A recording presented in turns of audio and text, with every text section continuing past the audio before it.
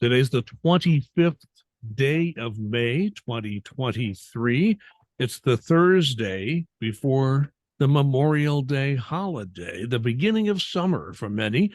And my name is Larry Lannan. I am a volunteer and a retiree. I work with NTEU Chapter 49 on this podcast and a few other communications issues. So it's always good to have you with us. We hope you are preparing for a spectacular Memorial Day weekend. It is, like I said, that's when people, especially in the northern areas where we don't get cold, we get too much cold weather and not enough warm weather. And now the warm weather is moving in. People can get outside, and it's an exciting time of year. And it's always exciting to talk with NTEU Chapter President Duncan Giles. Welcome, Duncan. Thanks, Larry. I don't know if exciting is the word, but we'll go for it for this morning. How about we're excited that warm weather is in most of the country, and we're all hyped up for a nice 3-day weekend. I think we can all get excited and behind that one. Absolutely.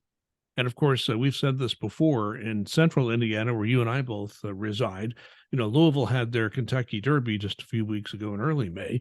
The end of May, the Indianapolis area has the Indianapolis 500, which, and I've said it before and I'll say it again, it's quite an event. You can watch it on TV, listen on the radio, read about it. You never really understand the Indianapolis 500 unless you go see it in person and spend some time with 350,000 of your closest personal friends. Exactly. It's like the biggest one-day sporting event in the world. And you're right. If you're watching it on TV, listening on the radio, where they do a great job in describing it, it just doesn't do it justice. It's just unreal there. So enjoy the weekend. Watch or listen to the race if you like auto racing. There's other auto racing, the Grand Prix of Monaco, for example, which is probably the biggest Formula One date of the year, is being held on the same day as the 500 and the World 600 in Charlotte, North Carolina. So it's one of those days, if you geek out on auto racing, you can spend the whole day watching auto racing. So I want to talk about something very important, and I want people to listen very carefully, because it's very easy for rumors to get started. All right. Stories get going, and you never know how to handle it. I want to stamp out a rumor here. NTEU is about to elect a new national president. Our national president, Tony Reardon, is retiring.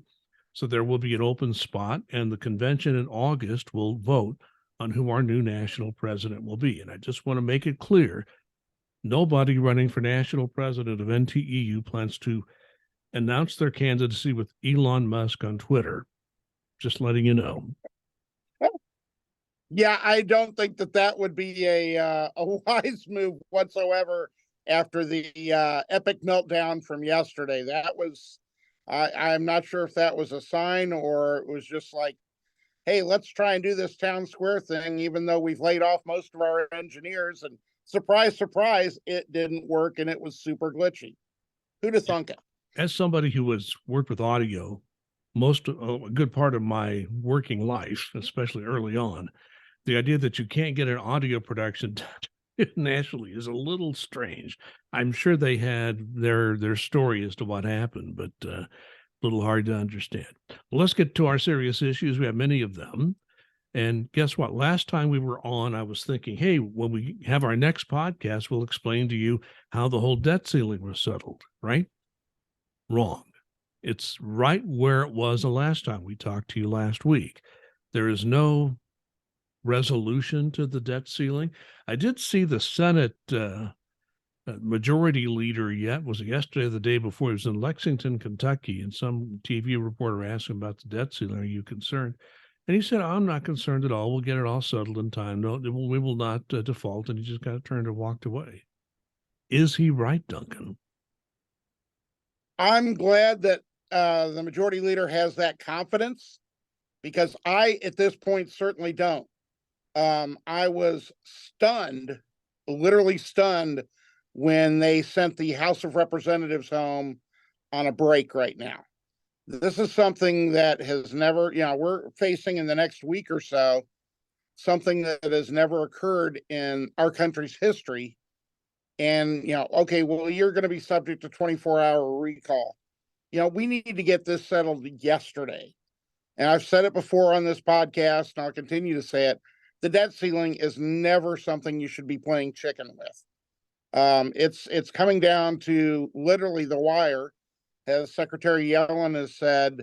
We could be doing it on June 1st, and something I want to make sure that everybody understands, because I've heard a lot of things out there. You talked about rumors earlier. People are like going, well, I know how this is going to work. If there's a default and it shuts down, this is going to happen, this is going to happen. No, nobody, literally nobody knows how this is going to work, how this is going to happen, especially how it's going to impact federal employees. We don't know if we'll all be called into work, if some of us will be furloughed, if we'll be called into work and not paid until this is settled. Will we be paid once it is settled?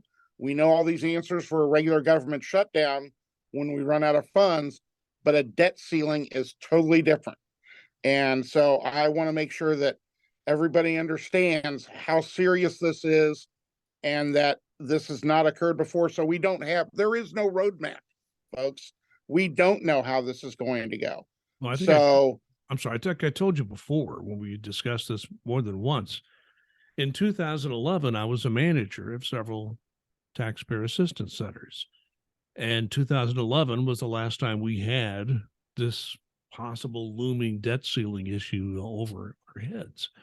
And I kept asking my boss and everybody up the chain, what's going to happen to my staff? What's going to happen to our taxpayer assistance centers? What's going to happen to all of our operations if there's a debt ceiling breach? 12 years ago, we had no answers. Guess what? 12 years later, we still have no answers. We have no idea what's going to happen. We don't know if we'll be ordered into, as you said, are we going to be ordered into work without pay? Are we going to be sent home and not paid? Because there won't be enough money to pay everybody. That's the issue. And we've never seen this before. And our national president, Tony Reardon, has had his staff look at this and talk to everybody in the administration to which he has access. They don't know what's going to happen yet.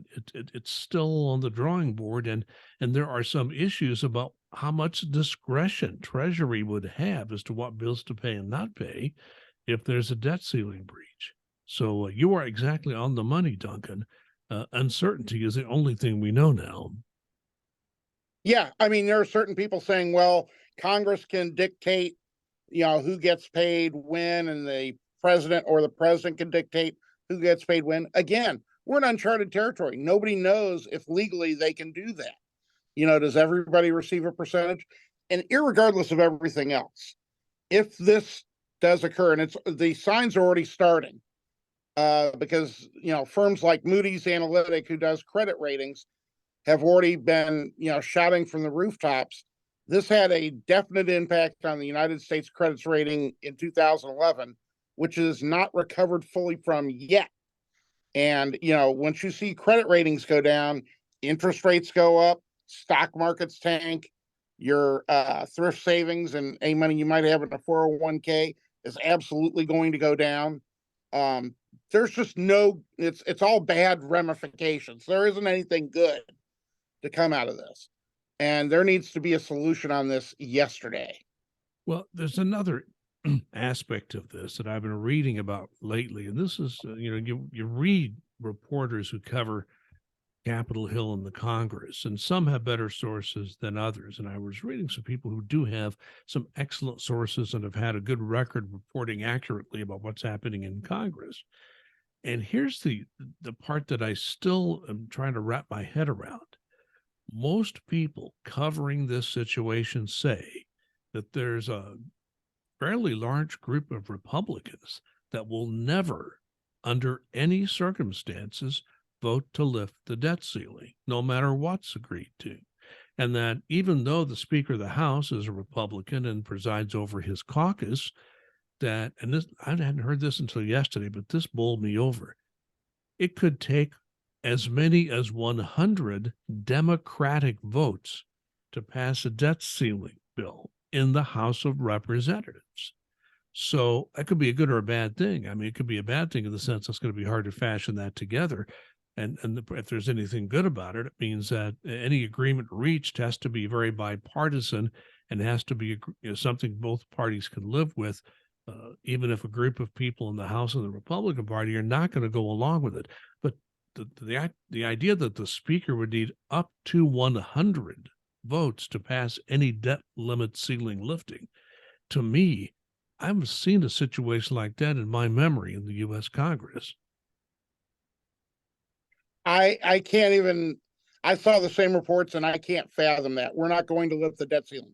This is like saying, okay, guess what? I've decided I don't like some of the bills I've run up or my mortgage, so I'm just not going to pay it. Everything will be fine though. You can't do anything. That's absolutely asinine. Same analogy right there. These are bills that have already been incurred by the United States government. Again, you want to talk about budget issues, where to cut, where to fund, what to do, understand that. No problem. You're going to have those disagreements. But to say something like, we're not going to raise the debt ceiling under any circumstances because we don't like it and we don't agree with it is absolutely insane, to be perfectly honest. That is somebody who has absolutely no grasp of A, economics, and B, what harm it can do to this country. Well, we still don't know what will happen. I guess that's a bottom line, Duncan. This is still unprecedented. We've hit that breach and been close once, and it already hurt our credit rating as a nation. Continues to do so 12 years later. With this, at the moment, it seems the markets seem to think a deal will be done. But we have to, and it's kind of what Mitch McConnell is saying. Excuse me, that hey, we're going to reach a deal. Don't worry, calm down. But I'm sorry, it's a little hard to calm down with what's facing us and right down the road here. So that we want to let everyone know. Excuse me, the debt ceiling is being watched carefully by NTEU at the local level and at the national level. All watching this carefully. We're trying to update you on our Facebook page. And if you want to follow or like our Facebook page, just go to NTEU Chapter 49 Indiana, and you can like or follow our page. We try to keep that updated as best we can, especially at a time like this when news is coming in quickly. When we get news from our national union, we try to get that to you just as quickly as we can there, and from other news sources where we have updates. Now, there's one other aspect of this I would like to talk about. There are many federal unions, and NTU, I still think, has the best legal staff of any of the federal unions. But we're not the largest federal union. But there are a lot of smaller unions, even than us. We're, I think, second largest in the federal sector. There's a group called the National Association of Government Employees, NAGA, or called NAGI, some people call it for short. This union has decided to go to court. They filed a lawsuit. It's going to be heard next week in a court, trying to question the legality of the debt ceiling, whether it even should be a thing, to put it simply. I want to make it clear to everyone that our NTEU lawyers, again, I have tremendous confidence in them, their ability to be strategic and to understand the law. Our legal staff does not think at this point in time filing a lawsuit is the smartest thing to do, but one union has done that. We think they've kind of how should I put this? They're a little quick on the draw on this. We don't think this is necessarily a good way to go. So, Duncan, just want you to say a word or two about the fact that even though one union has filed a lawsuit, that does not mean NTU is not right on the ball and watching this carefully. Yeah, this is something that NTU National does extremely well. Like you said, we have an outstanding legal department. Folks have argued before the Supreme Court, things of that nature. So we're very well versed in the labor law, and they're watching this and looking at it. And so far, the consensus has been, as you said, they're jumping the gun here a little bit, and this might not be the best legal argument to make. So we want to, make sure that when we do something, and if NTU's looking at every legal option, I can guarantee you that National President Tony Reardon and National VP Dorian Greenwald have our legal staff looking at every possible legal option that we have to make sure that we can soften or stop the debt ceiling crisis if there is a lever that we can pull on this. So far, they haven't seen any, but as things move forward, there might be options, especially if there is a default. So just because NTU hasn't jumped into it, as Larry said, please don't think that that we're not looking at this. We don't, we're not paying attention, things of that nature. Absolutely, this has got us riveted. Our legislative department is talking to everybody in Congress and their staff members about the implications of this for federal employees, things of that nature. So National NTU is all over this. This is where a large part of your dues go to, folks, is fighting stuff like that for making sure that, we're helping employees. And that's the one thing overall that I want to emphasize is, in my reaching out to congressional staffs, and I have, I've tried to make sure that they understand that, we've got a lot of folks that go paycheck to paycheck and either not paying them or having them called into work and having to spend money on gas or food or whatever it is to do the work and not be paid for it is a tremendous financial hardship that they can't afford. So we need to get this solved and solved rightly and solved quickly. One argument we see a lot, and there are pretty prominent people who made this argument, is that the 14th Amendment to the Constitution overrides all this, says that the government's debt shall not be questioned. Again, I'm no legal expert. I think the Biden administration, their attorneys have looked at this, and their view is if we start fighting this in court as the deadline looms, that you get involved in a very complicated legal battle where you could still have the debt ceiling breached as this legal battle goes through the courts, and there is a lot of risk there. So, and there's been some great legal minds, such as Lawrence Tribe, a well-known Harvard law professor, who has said this is an option. But if you look at the practicality of it, it may not be. So I think every lawyer that has looked at this has looked at it a little bit differently, but we want to assure you NT is looking at it carefully as well. And we see the possibility of going to court, but also the risks of going to court. And we want to, as a union, do what's best for the members and the people working for the federal government. I think that's the bottom line. Anything more on that? Yeah. Yeah, and like you said, the options, there are a lot of options out there. Print a $1 trillion coin, deposit it into the treasury so we can pay everybody. It's just, there are a lot of options that are set out there, but the best option for everyone concerned is for Congress to pass a higher debt ceiling and do it right now. Let's move on to another subject. About time we did, I think. We are seeing more and more federal agencies who are ordering people to come back into the office. You're probably reading about this if you read up on such things and on the internet from some reliable sources.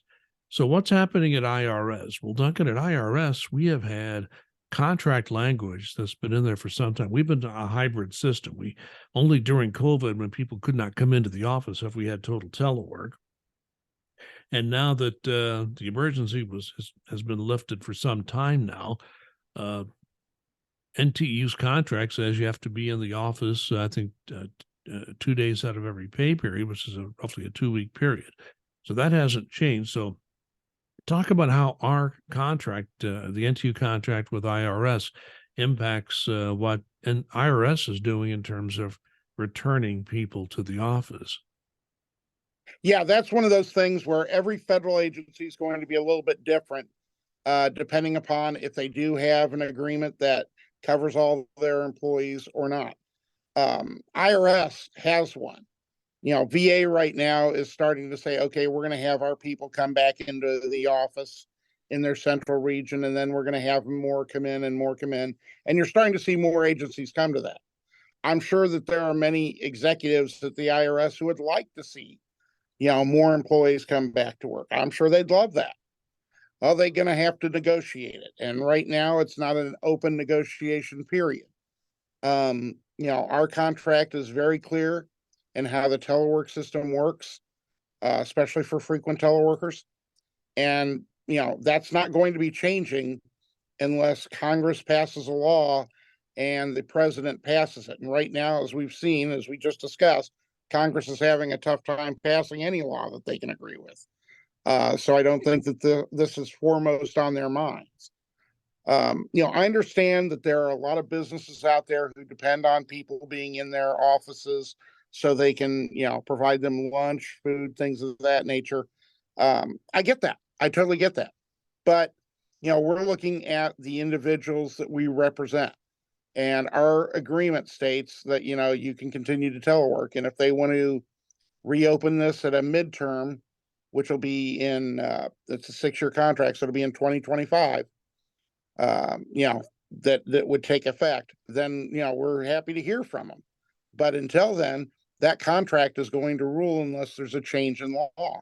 If it doesn't conflict in the law, then that contract's language is going to stand and we're not going to have to change. I think we need to. You mentioned the private sector, and I've read a lot about what's happening in the private sector. Remember, private sector is having trouble attracting qualified employees, just like the government is. And so, when some of these private companies have ordered people to come back in the office, they didn't come back in the office; they quit, or they threatened to quit. So, what's happening is that the private sector is beginning to see reality, in the headlight here, and realizing that, yeah, they can order people to come back to work, but that doesn't mean they will. The government is trying to recruit and retain people. So I think there's a balance going on here. IRS, I mean, I think it's a reasonable contract provision, reasonable balance with the hybrid system IRS has. You must be in the office 2 days every pay period, and the rest of the time you can be on telework.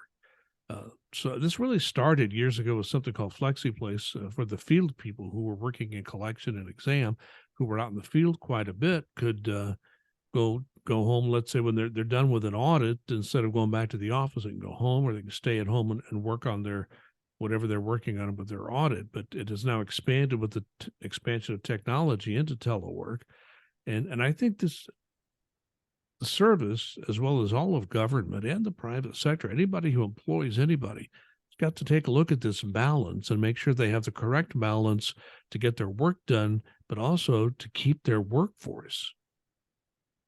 Yeah, I think it's a big thing. It truly is.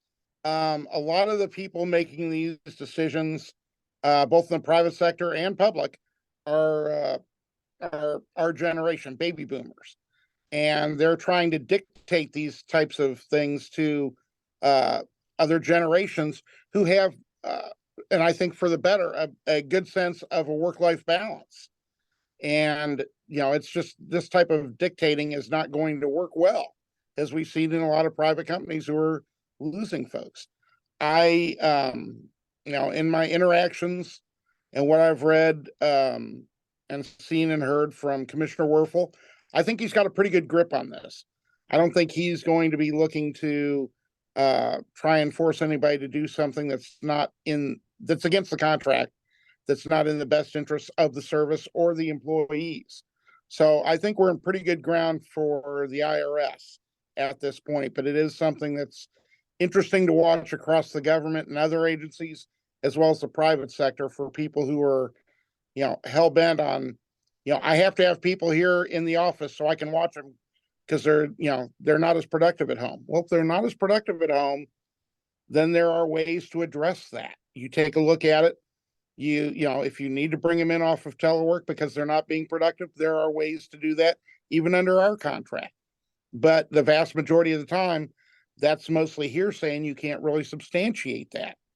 And so if people are productive, and a lot of people are even more productive on telework than they are in the office because there are less distractions, why in the world would you want to bring them in so they'd be less productive?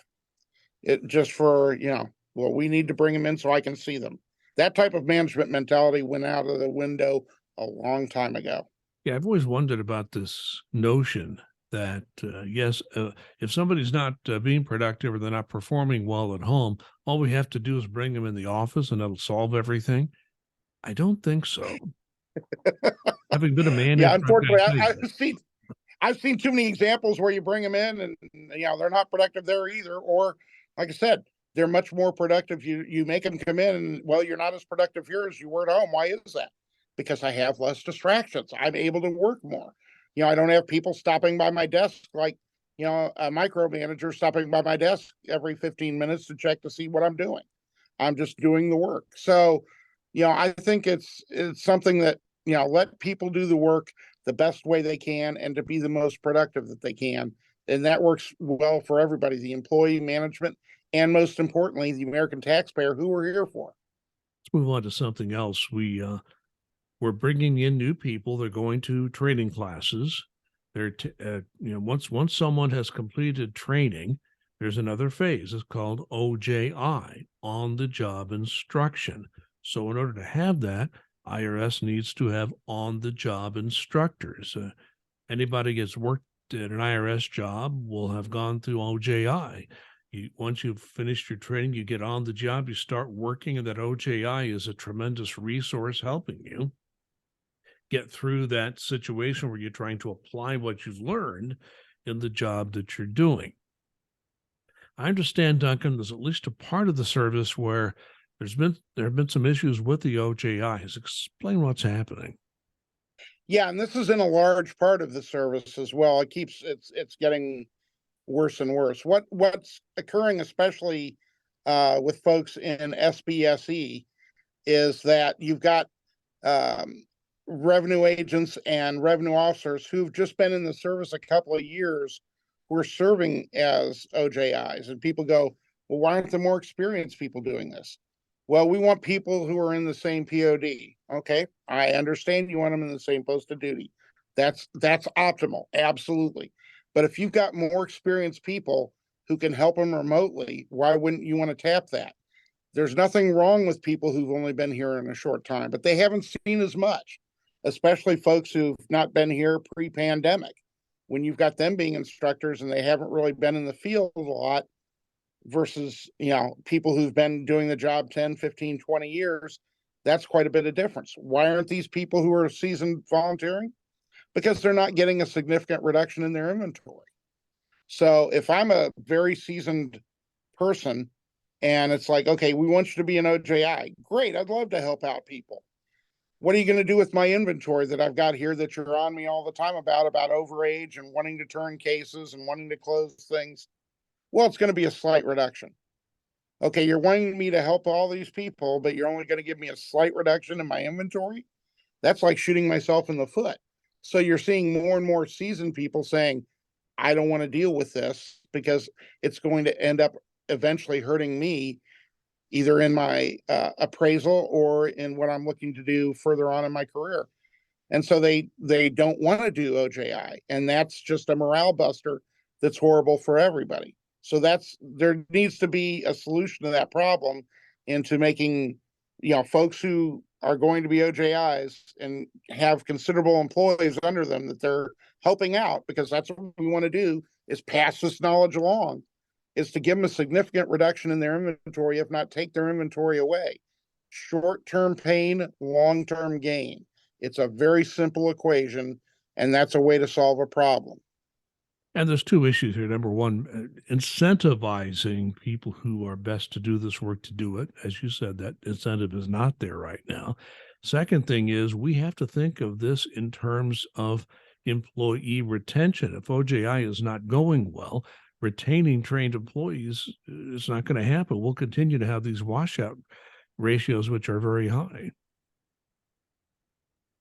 Yeah, I mean, we need to do everything we can when we're bringing people in, and we're starting to bring them in great numbers. They're talking about, if it depending upon funding, because some in Congress are trying to take away the funding that we were given to try and bring us back up to speed and improve our technology. If we get proper funding and they keep the Reduction Act money, we're talking about 10,000 more employees next year. We want to make sure that they're properly trained, properly coached, and know the ins and outs. And without those more experienced people helping them, that's not going to happen. New people are going to get frustrated and they'll leave, and nobody wants that.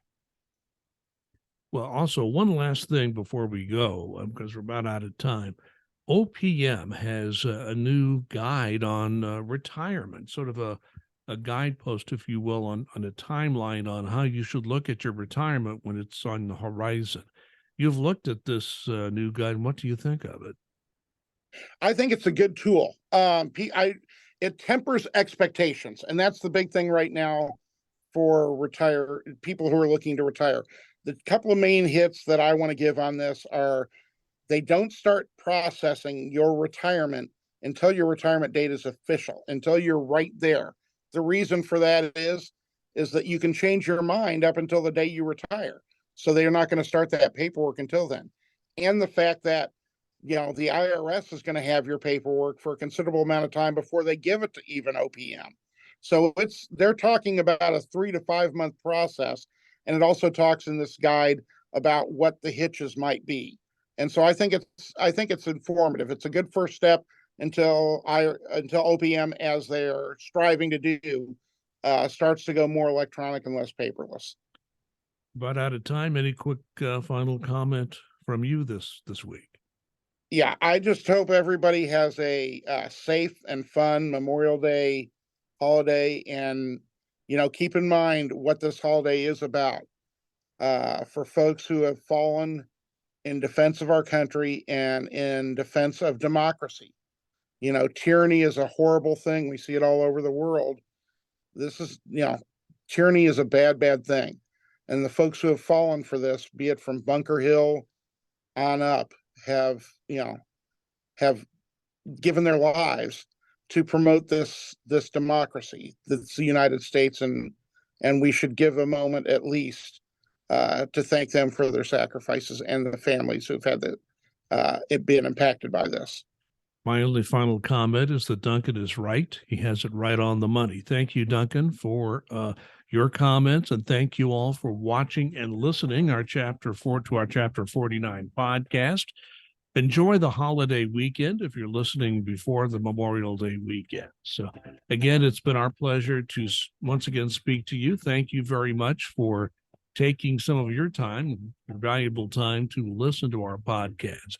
In the meantime, please be safe and be kind.